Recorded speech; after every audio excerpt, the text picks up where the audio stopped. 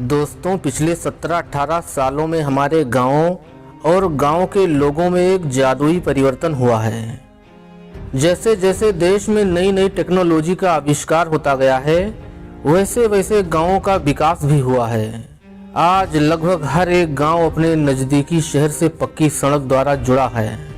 हर एक गांव में बिजली है, हर एक गांव में स्कूल है। लेकिन दूसरी तरफ तेजी से गांवों में पुरानी परंपराएं, रीति रिवाज, तीज त्योहार, रहन सहन, खान पान आदि सभी चीज़ों में बदलाव आया है। ऐसे में आज हम आपको आज से 17-18 साल पहले के ग्रामीण भारत से परिचित कराएंगे, जिसे देखकर आपकी आंखें नम हो जाएंगी। उस वक्त गांव के जीवन की शुरुआत भोर के समय पक्षियों के मधुर ध्वनि के साथ और मंद मंद सूरज की लालिमा के साथ होती थी। लोग सवेरे 5 बजे से पहले सोकर उठ जाते थे। खेती किसानी करने वाले लोग एकदम तड़के ही बैलों को नादे पर बांधकर चारा डाल देते थे। फिर गोबर फेंक कर दुआरा अच्छे से बहार कर पानी छिड़क देते थे। मिट्टी की सौंधी खुशबू से वातावरण प्रसन्न हो जाता था। फिर लोटा में पानी लेकर बाहर शौच करने के लिए जाते थे। दोस्तों, आज से कुछ सालों पहले गांवों में कुछ रईस लोगों को छोड़कर बाकी किसी के घर में शौचालय नहीं हुआ करता था। खैर, शौच से आने के बाद किसान दातून करके हाथ मुंह धोकर चाय काढ़ा पीकर बैलों को तैयार करके खेत में जुताई करने चला जाता था। 10 बजे के बाद घर का कोई सदस्य पानी और खाना लेकर खेत में पहुंचाता था।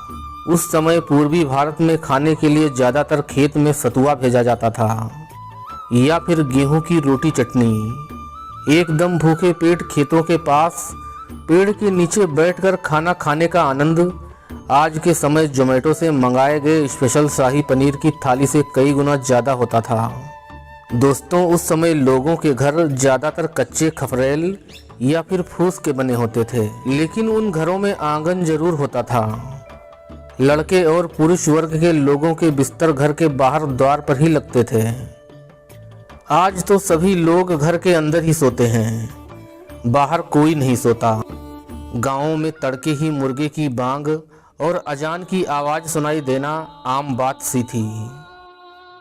लोग सुबह की अजान को अलार्म समझते थे। सुबह होते ही चहल पहल शुरू हो जाती थी। लोग अपने जानवर, मवेशी, बैलगाड़ी खेतों की तरफ ले जाना शुरू कर देते थे। बैलों के गले में बंधी घंटी के बजने की जो आवाज़ सुनाई देती थी, वो किसी भी संगीत के 7 सुरों से कम नहीं हुआ करती थी। गांवों में हर एक मोहल्ले में एक कुआं जरूर होता था, जिस पर सवेरे सवेरे महिलाएं पानी भरने जाया करती थीं। 1998 के बाद जब सरकार द्वारा सरकारी हैंडपंप लगाना शुरू कर दिए गए, तब जाकर कुओं पर लोगों की भीड़ कम हुई। फिर भी कुआं गांवों में जल का मुख्य स्रोत बना रहा। मुझे आज भी याद है 1995-96 का वह दौर, जब गांवों में ज़्यादातर लोगों के यहाँ शादी ब्याह या अन्य कार्यक्रमों में उजाले के लिए पेट्रोमैक्स की व्यवस्था की जाती थी और लोगों के मनोरंजन के लिए नाच गाने की व्यवस्था होती थी। लोग सारी रात नौटंकी नाच देखते रहते थे। बारातियों के स्वागत के लिए पूरे गांव से चारपाइयाँ इकट्ठा की जाती थीं। उस समय विभिन्न शुभ अवसरों पर खाने में उर्द की दाल भात, दही बड़ा, पन्ना फलोरी, पूड़ी सब्जी का चलन हुआ करता था। वो छप्पर पे उठता सुबह का धुआं, जब माँ, दादी, काकी माटी के चूल्हे पर रोटी बनाती थी। इसी बीच काका बाबा दूध लाकर रख देते थे, जिसे माँ और दादी मटके में छानकर मटके को उपले की आग पर रख देती थीं। शाम होते होते दूध एकदम लाल हो जाता था। वो सिलबट्टे की पिसी चटनी, घर का देसी मक्खन और रोटी माँ के हाथों की बनी, साग सब्जी और दही के साथ खाते थे। और सर्दी के महीनों में रात का बचा दाल भात मिक्स करके उसमें मक्खन डालकर गर्म करके बड़े ही मजे से खाते थे। गांव में ही प्राइमरी स्कूल हुआ करता था। सारे बच्चे पैदल ही गांव के गलियारों से उछलते कूदते हुए गांव के प्राइमरी पाठशाला पढ़ने जाया करते थे। उस समय गांवों के अंदर कच्ची सड़कें ही हुआ करती थीं, जो बारिश के महीनों में कीचड़ से भर जाया करती थीं। जब भी कोई गन्ना लादे बैलगाड़ी कीचड़ में फंसती थी तो हम बच्चे बड़े ही खुश होते थे और गन्ना निकाल कर भागते थे। उस समय का जीवन बाहरी आडंबरों से दूर होता था। लोग साल भर में केवल एक ही बार अपने और अपने पूरे परिवार के लिए नए कपड़े लेते थे, जब बैसाख में नया अनाज बिकता था। उस दौर में लोग अपनी परंपरा और संस्कृति से गहराई से जुड़े हुए थे। हर मंगलवार गांव के मंदिर में मंगल मीटिंग होती थी, जिसमें आधी आधी रात तक गांव के लोग भजन कीर्तन किया करते थे।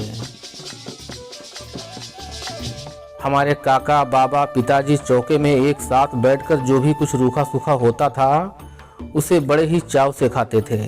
दोस्तों, गाँवों में किसी बरगद या पीपल के नीचे दोपहर में बड़े बुजुर्गों का जमघट लगता था और वही कहीं गली में आसपास मदारी बंदर का खेल दिखाता था।